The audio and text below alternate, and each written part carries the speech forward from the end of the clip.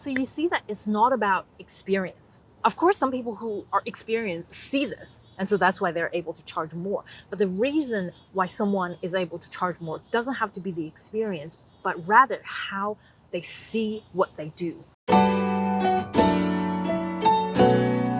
So what do you think makes some coaches more valuable than others? I'll give you some averages of what coaches make in 2019 for you to benchmark where you're at and where other people are able to charge. According to Sherpa Consulting, executive coaches earn around $400 an hour. So they typically work on things like soft skills, for example, communicating effectively, being able to set expectations, working on personal development. Now, business coaches, strategy coaches usually earn around $250. They usually work on hard skills, things like finances, operations, how to improve performance. And life coaches usually earn around $210 an hour, helping people understand, set, and achieve their goals in life. There are a lot of coaches who earn a lot less than this.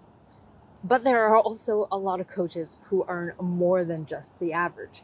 So it doesn't matter where you are, how do you actually charge more and deliver more valuable services to your clients? In this video, we'll talk about exactly what makes a coach more valuable and how you can charge more. One of the exercises I love to do with my own clients to help them find their value is the Maslow's hierarchy of needs. If you haven't seen this before, it is the theory of human motivation in psychology, and it's made up of 5 steps. At the very bottom is physiological needs. These are having food, water, shelter, being able to rest, all of the very basic needs of human beings. But once we are able to achieve that, we also need a sense of safety. Now, this could be physical safety, like I am healthy and protected, but it also means in a social context that you have control, predictability in your life. Once you are safe, humans are naturally social creatures, and we try to build more social relationships and find that sense of belonging. And within that social context, we move to the next stage of esteem, where we want to define who we are in that social context. So we're looking for status, we're looking for recognition, we're looking for respect, or for some of us, we actually want freedom away from social constructs. And all of this leads to the need for self-actualization, achieving one's full potential. This is where we need to be creative. We need to find purpose and meaning in life and actually doing those things and feeling like we are doing something with our lives. So the question I want to ask you is, which needs do you help fulfill?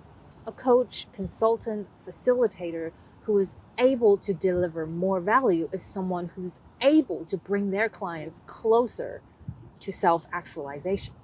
The more you're able to help clients fulfill their needs to build towards self-actualization, the more value your clients are going to see in your service. Now, the mistake that a lot of coaches, consultants, facilitators, anyone who's trying to help other people to make their lives better, is that they undervalue their own work because they are not seeing what their service does in the context of someone's life. So this is the difference between a fitness coach who charges $20 an hour, which is the average salary of a personal trainer, and someone who charges $500 an hour.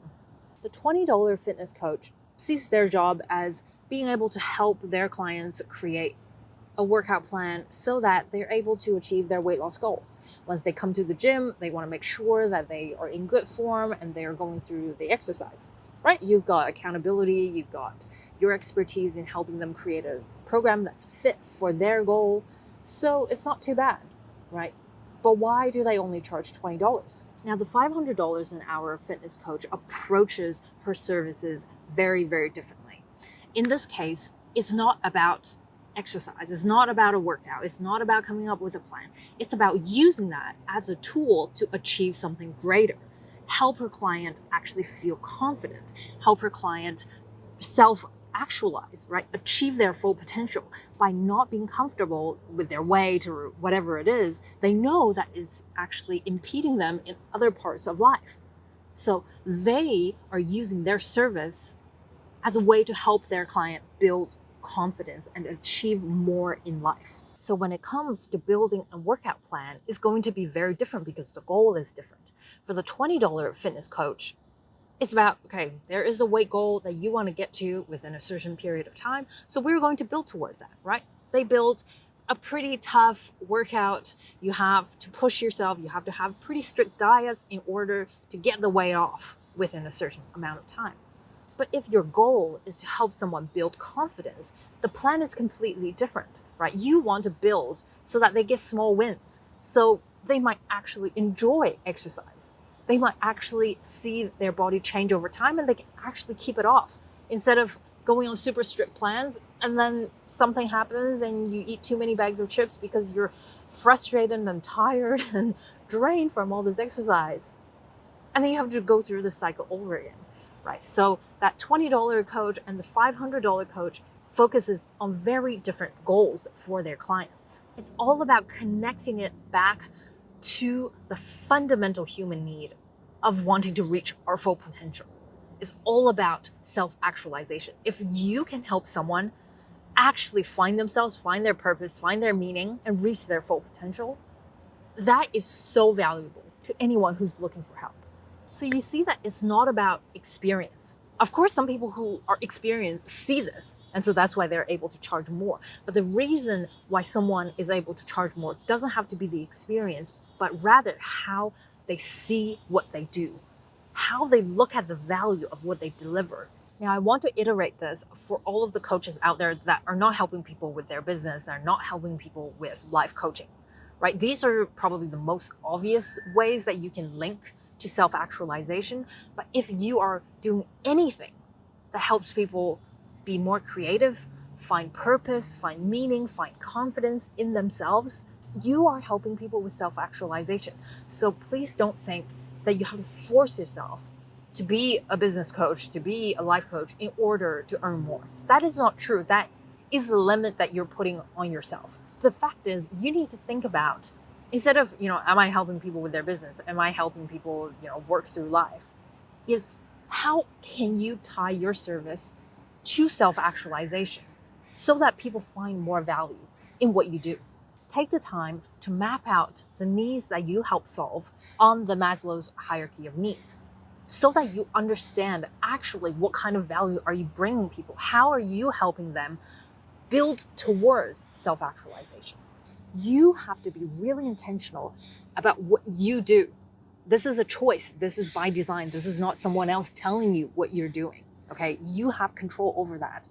Two coaches offering very similar services can charge different amounts because I help you lose weight is not the same as I help you build a strong mindset and body so that you can take back control of your weight and your life confidently, right? That's completely two different ways of approaching weight loss.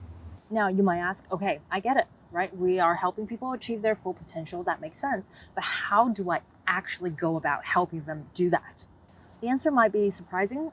It's not about the answers you give, the advice you give, but about the questions that you ask. This concept existed at least way back in 600 BC, where one of the pre-Socratic philosophers, one of the 7 wise men of Greece, Thales, said that the easiest thing to do in life is to give advice. The hardest thing to do in life is know yourself. So self-actualization is so difficult because we don't know who we are, what we want to do, what's our purpose in life. How to get people there is not by giving them advice because you don't know what they want in life, right? They don't even know what they want in life. Instead, you want to ask them questions so they understand themselves in order to figure out what do they actually want out of life. Especially for the first free 30-minute call that almost all coaches have, you're not going to know enough about this person to give them advice. Instead, you can help them by asking the right questions. And that's how you unlock value. Because with questions, you give people clarity if you ask the right questions, good questions. Asking good questions really is the tool to unlocking value.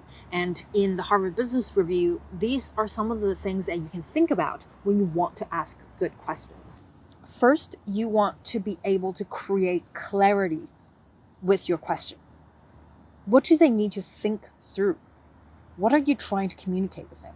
Then you want to construct a better working relationship with them.